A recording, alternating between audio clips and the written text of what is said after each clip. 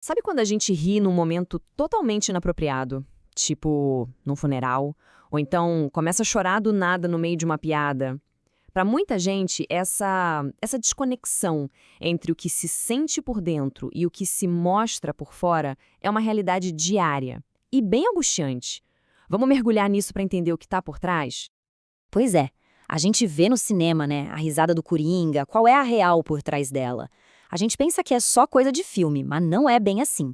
Aquela risada compulsiva que parece até doer, ela é um gancho perfeito para a gente começar a falar de um mistério médico do mundo real. Então, vamos lá. É muito mais do que um simples artifício de cinema. Aquilo que a gente vê na tela que parece só uma característica esquisita do personagem, na vida real, isso tem nome, tem explicação, tem ciência por trás. É isso. A cultura pop até dá uma pista, mas a realidade é uma condição que afeta milhares de pessoas. Pessoas que vivem com algum tipo de distúrbio neurológico.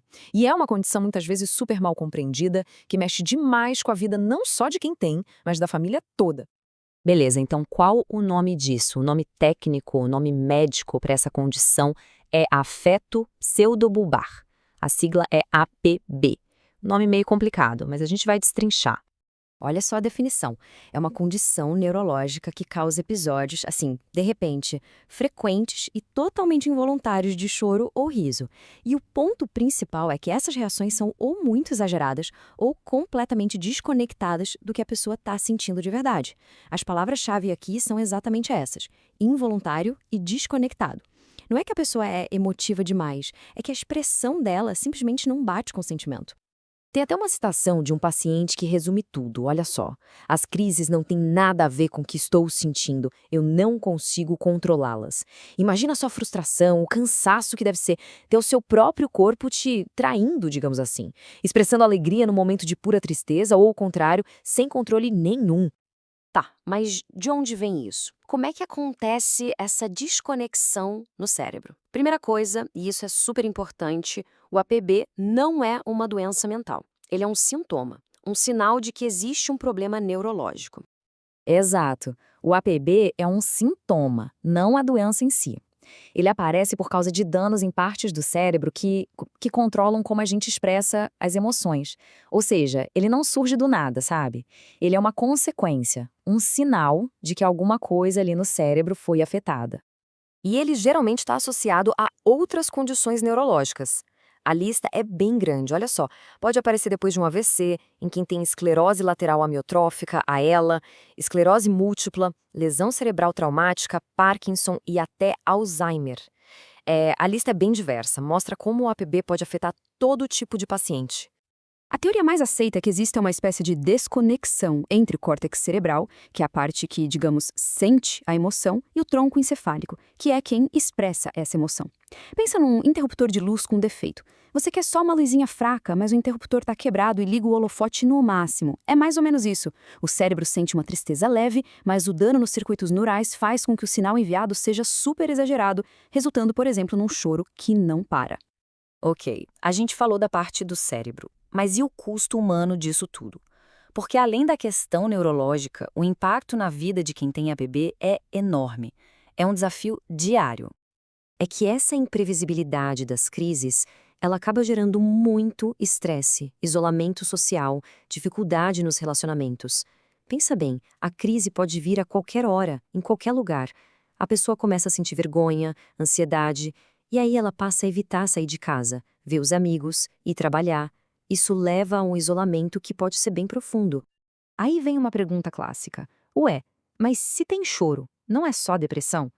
Essa é, talvez, a confusão mais comum e até perigosa que existe. Porque confundir o choro do APB com depressão pode levar a um diagnóstico todo errado e, claro, a um tratamento que não vai funcionar. Vamos comparar os dois, para ficar bem claro. No APB, o gatilho da crise muitas vezes não tem nada a ver com a situação, ou é uma reação exagerada. Na depressão, o humor triste é constante. A duração também é diferente. As crises de APB duram segundos, no máximo alguns minutos.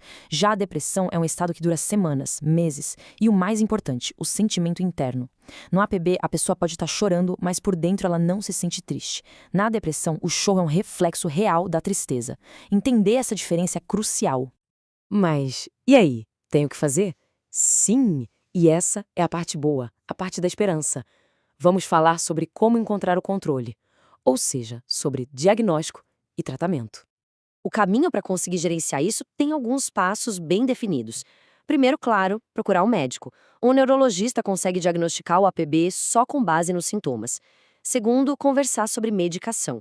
O objetivo aqui é diminuir a frequência e a força das crises. E terceiro, importantíssimo, buscar apoio. É fundamental que tanto o paciente quanto a família entendam o que é a condição. O ponto principal é: existe ajuda. 50%. E o que significa esse número? Bom, ele representa a redução média das crises de riso e choro em pacientes que usam o único medicamento aprovado pelo FDA, lá nos Estados Unidos, que é específico para o APB.